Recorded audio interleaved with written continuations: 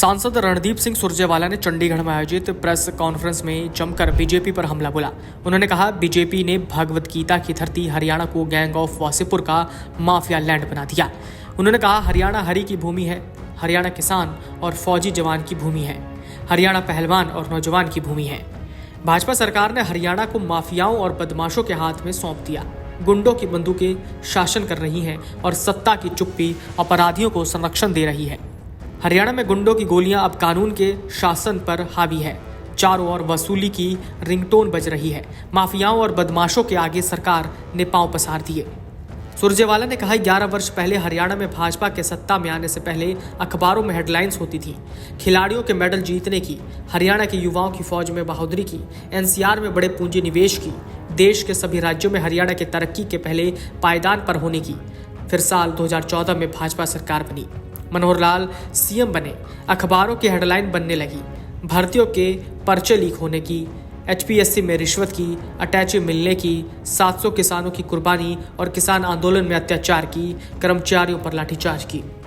फिर नायब सैनी आए और अखबारों की हेडलाइन बनने लगी, पूरे प्रदेश में ड्रग्स माफिया के प्रसार की, भयंकर बेरोजगारी में पहला स्थान पर होने की, नदी और पहाड़ चोरी कर खनन माफिया के बोलबाले की, बेलगाम अफसरशाही और भ्रष्टाचार की भेंट चढ़ती जनता की, शराब के ठेकों के लिए गुंडों द्वारा फायरिंग की, माफिया गैंगों द्वारा की जा रही चौतरफा फिरौती वसूली की और उगाही की।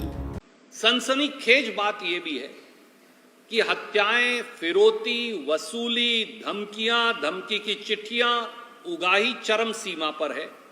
और जनवरी 2025 से आज तक मैंने केवल 9 जिलों के आंकड़े निकाले अखबार की सुर्खियों से। वो अपने आप में एक खतरनाक चौंकाने वाली बात कहते, और वो मैं सब आपको भेज रहा हूं। मैंने एक एक अखबार की सुर्खी निकालकर उन्हें टाइप किया 9 जिलों में, और मैं ये 9 के 9 कागजात आपको भेज रहा हूं। जींद जिले में अब तक सिर्फ 2025 में 38 हत्याएं, पिछले एक महीने में 16 हत्याएं। मैं हर एक हत्या की जो अखबार में खबर छपी उसकी एक हेडलाइन पकड़कर मैंने यहां लिख दी। फरीदाबाद जिले में 41 हत्याएं, वो भी मैंने आपके लिए एक लिस्ट बनाकर यहां लिख दी। गुड़गांव जिले में 38 हत्याएं, ये भी मैंने एक लिस्ट बनाई और इसको भी मैं आपको भेज रहा हूं।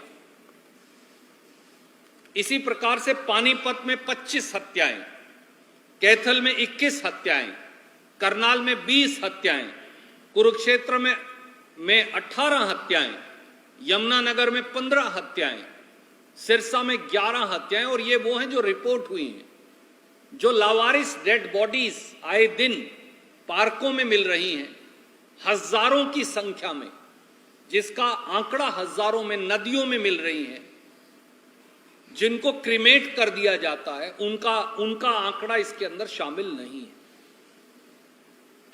साथियों, हरियाणा में बेइंतहाशा बेरोजगारी है और अब हरियाणा की पुलिस भी मानती है। उन्होंने बयान दिया कि माफिया गैंग जो हैं, जो कोई दुबई से ऑपरेट कर रहा है, कोई हिंदुस्तान से ऑपरेट कर रहा है, कोई कनाडा से ऑपरेट कर रहा है, कोई ऑस्ट्रेलिया से ऑपरेट कर रहा है, वो हरियाणा के इन अबोध बेरोजगार बच्चों को 5,000 रुपया से 20,000 रुपया देकर क्राइम के इस दलदल के अंदर घसीट रहे हैं और उन्हें इस्तेमाल कर रहे हैं। एक तरफ हरियाणा में बने गैंगलैंड में माफियाओं का एक छत्र शासन है, तो दूसरी ओर प्रदेश के गृह मंत्री, जो मुख्यमंत्री भी हैं, श्रीमान नायब सैनी, उनके लिए शासन के मायने लतीफेबाजी और चुटकुले। बतौर मुख्यमंत्री और बतौर गृह मंत्री श्रीमान नायब सैनी कंप्लीट फेलियर है। अगर हंसी मजाक, चुटकुलों, लतीफेबाजी से फुर्सत मिले तो माफिया गैंग पर कार्रवाई हो। इसके विपरीत श्रीमान नायब सैनी तो उल्टा डीएसपी लेवल के अधिकारियों को भाजपा के पदाधिकारियों से कैमरे के ऊपर माफी मंगवाते हैं, जैसा राणा जी नाम के एक डीएसपी के साथ हुआ। तो पुलिस के मोराल पर क्या होगा और वो कैसे क्रिमिनल्स के खिलाफ एक्ट करेंगे? क्या श्री नायब सैनी ने यही संवेदनशीलता उन सारे दुकानदारों, व्यापारियों, उद्योगपतियों, डॉक्टर्स, चार्टर्ड अकाउंटेंट, उनके साथ दिखाई जिनको फिरौतियों की चिट्ठियां आती हैं? क्या उनके साथ दिखाई जिनको गैंगस्टर्स मारकर चले गए, उनके परिवार के आंसू पहुंचे? जवाब नहीं में। साथियों, सच्चाई यह है, नायब सैनी सरकार ने हरियाणा में माफिया लैंड के आगे घुटने टेक रखे। हरियाणा का शासन भाजपा ने गैंग ऑफ वासेपुर के हाथ सौंप दिया है। मुख्यमंत्री कॉमेडी में व्यस्त हैं और जनता जान बचाने को लेकर भयभीत है। हरियाणा में कानून का शासन खत्म हो गया है। हरियाणा में आज अपराध का शासन है।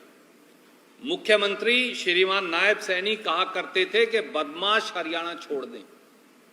अब गैंग ऑफ वासेपुर के माफियाओं का शासन तो हरियाणा में है, तो कानून और संविधान की रक्षा ना कर पाने के लिए अब नायब सैनी जी और भाजपा को शासन और गद्दी से इस्तीफा दे देना चाहिए।